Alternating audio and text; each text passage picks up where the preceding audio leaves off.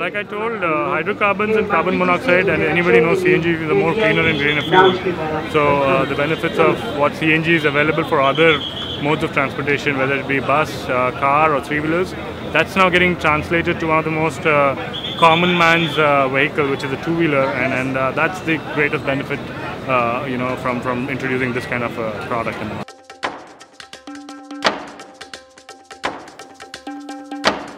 The trend generally has been 1.4 times for any mode of transportation. So the same trend, if you're getting about 50 kilometers per liter of petrol, it translates to about 65 to 70 kilometers per liter of CNG. There are certain values, intrinsic values, which are certified by ARAI, and which well within the norms of emissions within CNG and of course within the norms of petrol emissions.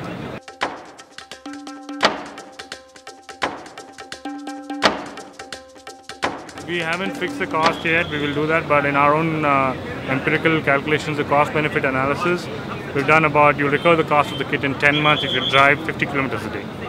We of course, it's a revolutionary product, so we obviously see a huge surge in demand, and as an organization, we'll definitely want to, introduce these kits on a commercial mode also as early as possible, after the pilot phase is over.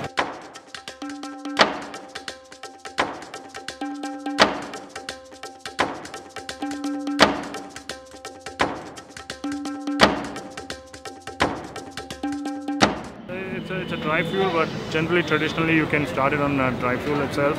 There's no effect on wear and tear. It's been an accepted fuel for other modes of transportation. So that all the effort we're doing is just bringing it down to two-wheeler.